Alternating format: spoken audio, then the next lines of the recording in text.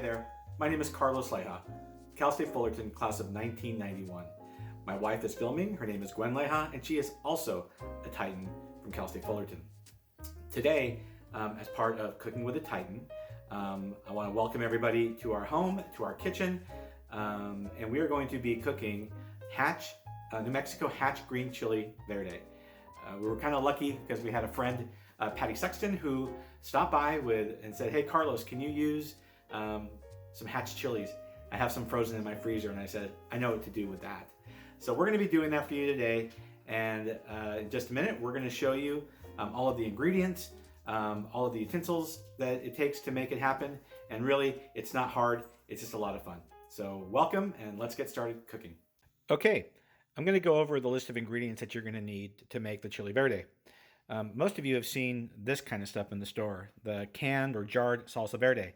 What I'm going to show you today are really all the ingredients that goes into making this salsa, and I'll tell you, this is good that's in the can or in the jar, but what we're going to do today is a lot better. So we're going to start off with needing some extra virgin olive oil. You're going to need about 2 tablespoons of that. Salt and pepper, and we don't need a lot of it because this has a lot of flavor and we can adjust the flavors at the end. We're going to have oregano, a tablespoon of oregano, ground cumin, and ground coriander seeds, 2 bay leaves, 3 tablespoons of all-purpose flour, 2 pounds of tomatillos, and we'll get to those in a little bit because they look a little scary, but they're really easy to work with. A large onion, and a large jalapeno. The pepper that is here is something I'll show you how to roast in a little while, but I was fortunate enough to have a friend, like I mentioned earlier, who brought over all of the roasted Hatch green chilies that you see right here. So we'll be using these, but I'll show you how to do it if you aren't lucky enough to have a friend that drops off beautiful Hatch chilies. We're going to be using 1/3 cup of fresh cilantro, 2 strips of bacon, 3 pounds of cubed pork meat. You can get a full pork shoulder roast and cube it yourself, but this was on special and they're in handy, so we did it that way. You're going to need about 1/2 cup of chicken stock, and the utensils you're going to need are just some tongs, a wooden spoon, a large metal fry pan. You're going to need a shallow baking dish. Doesn't matter what it is. We're going to use a jelly roll covered in aluminum foil, a cutting board, a couple of knives, mixing bowl, a food processor or a blender, and I'll talk about that in a little while, and then of course the crock pot. So we're going to start chopping and dicing, and we're going to start making our salsa verde, our chili verde. Hi everyone. So I've gotten into a little bit of gear here because I don't want to get messed up, and my wife didn't want me to dirty my beautiful sweatshirt. So what we're going to do right now is we're going to roast the vegetables that you saw earlier when I showed the ingredients. This is a tomatillo, and initially I thought that tomatillos were green tomatoes. I was told they're green tomatoes, but they're not. They're part of the nightshade family, and they have a husk on them. I thought they were kind of weird when I first used them the first time, but you just pull the husk off, twist it, and it comes right off. Now these are sticky, so I prefer to wash them, or just take a wet paper towel and just get some of that stickiness off of there. To clean them, all you got to really do is cut them in half, take a paring knife, and take off the stem. It's really pretty easy to do. They're kind of firm, but they are tasty. So they'll look like this, and just put them into the bowl for like all the other ones that I've already taken care of. Ultimately, that's all going to get tossed with olive oil, and then it just goes in there. I forgot to talk about the garlic. I didn't show love to garlic earlier, so obviously it looks like this. Pull out the garlic clove, chop off the hard bottom. Just take your knife or something like a pan, just give it a little bit of a smash, and the garlic clove will come right on out. And this is going to go in and get covered in olive oil and get roasted as well. Now the onion, I just took off the ends, put them into quarters, and that just goes into the bowl. And it can be chunky, it can be big, because this is going to get roasted and it's going to cook down. Now the jalapeno. I like it a little spicy, so I go with a little bit more heat than just what you might find in the Hatch peppers. But note that sometimes Hatch peppers can be very hot as well, so you gotta watch that. Sometimes you don't know how hot a pepper is. Take off the stem, And then you're going to take this and you're going to cut it in half. So be careful here again, because all of this white pith in here is hot. Hot meaning it's going to get on your fingers, and if you touch your eyes or any other parts of your anatomy, you can be in for a really big surprise. It's happened to me. Not proud of it, but it did, so I'm very careful with these. Some people like to leave this in. My wife in particular likes me to take it out because, again, it is really hot. This is the hottest part of the jalapeno. So I take most of it out. I like to leave a little bit because I do like some of that heat. So it's really just take out the seeds, and it's going to get roasted with the rest of the veg. And just do the same thing to the other side. Pretty easy to do. So now that this is all in the bowl, you get a couple of tablespoons of olive oil. It doesn't have to be exact. But what you want to make sure is that it all gets coated, because it's going to help the roasting of the vegetables. And then just toss it. You can even break up some of the onion. Okay, that's all pretty well tossed. And then you just pour it onto your baking sheet. Awesome. Take that little wet towel I was using. And then the other thing, what you're going to do after this is you're going to just give it a light season of salt and pepper. Now you want to be careful with salt and pepper on this, because you can make a dish way too salty if you put too much salt and pepper. But I like to season along the way, because it brings out some of the flavor of anything you're cooking. Salt and pepper. That's about enough. That was probably about like a half a teaspoon is what that was that I put in there. So now this is going to go into a 450-degree oven to roast.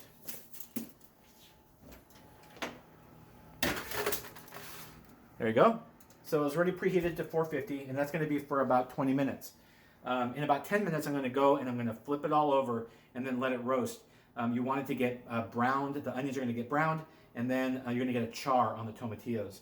Now, the one thing that I was fortunate enough to have was the Hatch chilies that were already roasted, peeled, seeded, and destemmed. But you're not always going to have that luxury. This is an Anaheim pepper.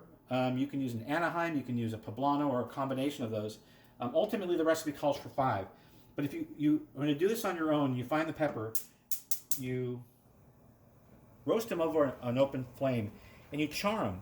And when I say char, you want them to get black. I mean, like just charry black. I like to do this also over out on the grill, but it really is best if you do it over an open flame, not in the oven with the rest of the vegetables. So this will start charring in a little bit, and you're going to start hearing the popping. You can hear that popping. And then ultimately, the pepper is going to start to get a blackness on it like that. And you want to get that all over the pepper. And when you're done, you take the pepper, you put it into a brown bag, you close it, and it steams. And when it's cooled, the skins will come off. You cut the top off on the stem, you take off most of the seeds, and then that's what you're going to put into your food processor. So I wanted you to see how to do it if you're not fortunate enough to have a friend like Patty to bring you roasted Hatch chili peppers. So we'll be back in a little bit when we start cooking the meat.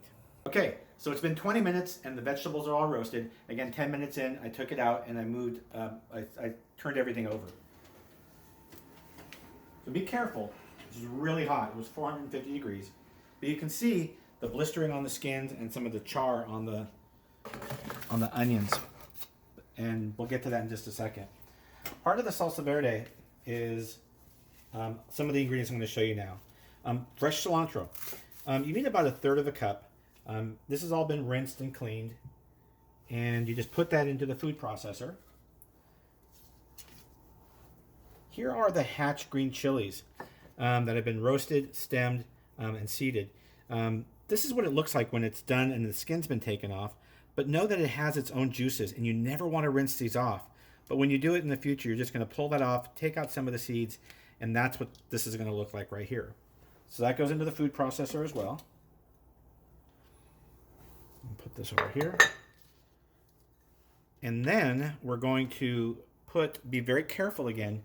You're going to put the the vegetable into the food processor. And again, it's really, really hot, so be careful when you do this. But you want it to be hot because you're going to put in some of the dry ingredients, and it's going to really just become really aromatic when that happens. There's a lot of juice that you can see. Save the juice because that's going to go in there as well. But really, it all goes in there pretty quick. You can see how the tomatillos have broken down, how the garlic is in there as well. The jalapeno is in here too. And we're going to get this all pureed up in just a second. You know, one of the things about making something like this is that, you know, yeah, you can use the jar. And is it good? Sure, it's good. But when you really take a time to do this, it really makes a difference. And the flavors are just so great. And, you know, the reality of this too is that I got a lot of this from my mom. My mom loved to cook, but she worked, she raised 2 kids, and everything was, not everything, but most of the stuff we did was from a jar. She could do this, and she did it, but I never learned it because I wasn't paying attention. I was a dumb kid. But as I got older, and unfortunately after my mom passed away, I ended up experimenting, and I ended up finding a real passion for cooking. So you take the time and you do this, and it's actually a lot of fun. And it isn't so dissimilar from my time in organic chemistry. So here are the spices. Ground coriander seeds, which is cilantro, just the seeds that are ground, dried oregano, and cumin. And boy, when you put that in here, it is just gonna, the smell is just, I wish you could smell it. It's just absolutely incredible. And then you're gonna put this juice from the vegetables into the food processor. So you can already see the salsa verde coming together. And then you gotta be careful here too, because you're dealing with something hot. And anytime something is hot in a closed environment, back to my organic chemistry from Cal State Fullerton, unless it's vented, it'll explode. And I found that out the hard way, actually, when I was doing a pasta sauce a long time ago, and it went all over the cupboard. So we're gonna pulse this to start. What you want to do is you want to break down all the onions and tomatoes until it's a little bit chunky, but smooth. It takes a minute, so let's just process it.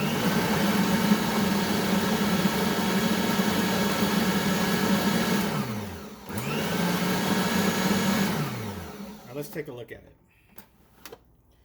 That is pretty darn good. So this is going to go over the meat in just a little bit, but we'll stop right here, and I'm going to get to the meat and show you how we're going to crisp that up and how it's going to start layering the flavors. So, okay, I'm back. So what we're going to do now is that we're going to take the pork meat, we're going to dust it with flour, and we're going to get it nice and crisp. This was already cubed, but you can use the pork shoulder and cut it up into cubes, but this is absolutely perfect for this dish. So here's the 3 tablespoons of flour, all-purpose flour, and you just dust it over there. And a lot of recipes don't have flour, but I like to use it because it's going to help get a crisp on the meat when you're cooking it. But on top of that, it's also going to help thicken the sauce when it's in the crock pot. And you'll see in just a second. So bacon was part of the recipe. I think you saw that.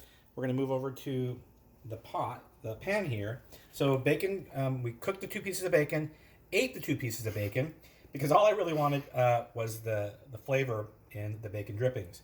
So it should be nice and hot right now. We'll test out the first one, a little bit hotter, because you want this to be pretty hot. You want it to sear. But the important thing too is you do not want to crowd it. So with the amount of meat that I have right here, I'm going to need to cook this in 2 batches. But it's getting hot. You can hear it crisp sizzling right now. Again, don't crowd it. You want to fill the pan. I'll fill this first pan up so you can get an idea about what I mean by not crowding.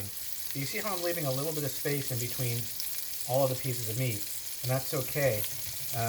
That's exactly what you want. Now this is kind of an uneven cut. Some of them are bigger than others. It won't matter at the end because when it all comes out, they're all going to be just fall apart tender when it comes out of the crock pot. So again, I'm going to do this in 2 batches, but I wanted just to get some of this going right now. That's probably pretty good. Maybe put a couple more pieces in there. If you crowd it, what happens is the juices start coming out and it dilutes the fat, and then you just get kind of like a mushy stew. So that's probably pretty good right now. The last thing I'm going to do is like I talked about before, is I want to season it. You want, actually, I'll put in one more piece right here. That's the hottest part of the pot. You want to do a little bit of salt and pepper. Not too much because the bacon fat is salty. But again, layer your flavors. There's the pepper, and then just a little bit of salt. Again, probably like about a quarter teaspoon of salt. Okay, when I transfer this over into the crock pot, you're going to see what I mean by crispy. Leave it alone. Don't move it. Let it get a nice char on it. I know it seems like you want to stir the pot. Don't let your wife or your kids stir the pot. Let this really get crisp. Be back in just a second. So what I've been doing is, it took me 3 batches to crisp and brown the meat. So I want you to see what I meant by crisping and browning the meat, because you can see I got a nice char, a nice brown on that meat. Over here is the chili verde, the salsa verde, that is cooling down right now, but it's very, very tasty, and it's a little bit more spicy than I thought. So that's one of the things I was saying about being careful. So this is one of the most important parts when it comes to flavors and depth of flavor. You're going to look at this pan right now where I cooked all the pork, and you might say, oh my god, that's burnt. That's not burnt, that's flavor. We want to capture that flavor because that's the part of the pork and also the flour that was on the pork. So what we're going to do is we're going to deglaze with chicken stock, and it's about 2 cups of chicken stock. And we're going to get this piping hot, because what it's going to do is we're going to scrape off those bits, and it's going to start to cook really fast here in a second. And that's going to go into the pot. You can deglaze with not just chicken stock. And again, with all parts of this recipe, if you want to alter or change based upon what your taste is, go for it. Like, I mean, I've done this before where I've deglazed with wine, with white wine, and it's come out great. Not totally traditional, but you can do that. So you can see right now that this is really hot. The crispy bits are coming off right now. That chicken stock will start to deglaze a little bit, and if I left it here for a long time, actually it would start to thicken, because there's bits of flour that are in there as well. So this is really, really good. It's just about all deglazed right now, and you can see it start to bubble, and that's exactly what we want. So I got just about everything off the bottom, and then we're going to pour that, turn off the fire so you don't burn it. Pour that over the meat.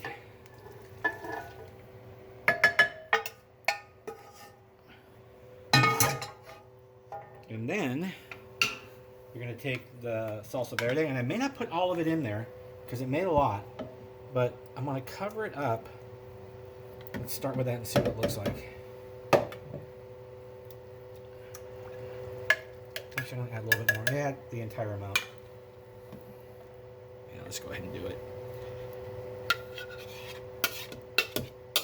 I'm actually going to save this right here and get some chips, and when I turn off the camera, I'm going to eat that with Gwen. So this is looking really good. Get that little bit off there. Bring this over to the crock pot. Add the 2 bay leaves. Put on the lid. And we're going to let this go for about 4 to 5 hours on high. You can also let it go for, you can cook it low and slow, and you can go 8 to 10 hours on low. But all to be said is in about half an hour, the house is going to smell incredible. And we'll come back in about 4 or 5 hours, and the meat will be falling apart, and it's going to be all come together. And then because it's so spicy, I may have to tone it down a little bit with sour cream, but we'll check that out in about 4 or 5 hours. Welcome back, Titans. It's been 5 hours, and the house smells incredible. So by now, the sauce should have come together, and the meat should be falling apart. So let's take a look.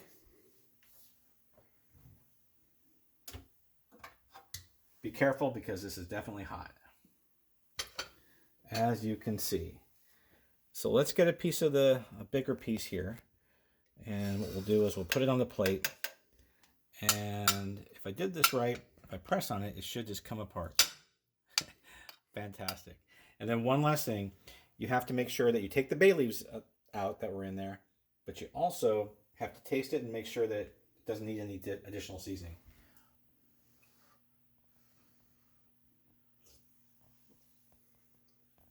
Oh wow, that is absolutely fantastic. So from here, you can do a lot of different things with it. You can shred the meat, you can serve it with tacos, burritos, make enchiladas out of it, and the sauce can be used for that as well. If it's a little bit spicy for you, you can add some sour cream to the sauce and kind of mellow it out a little bit. But either way, I guarantee you that you're going to really, really enjoy this recipe. Thank you so much, and I hope you enjoyed this recipe. Take care. Goodbye.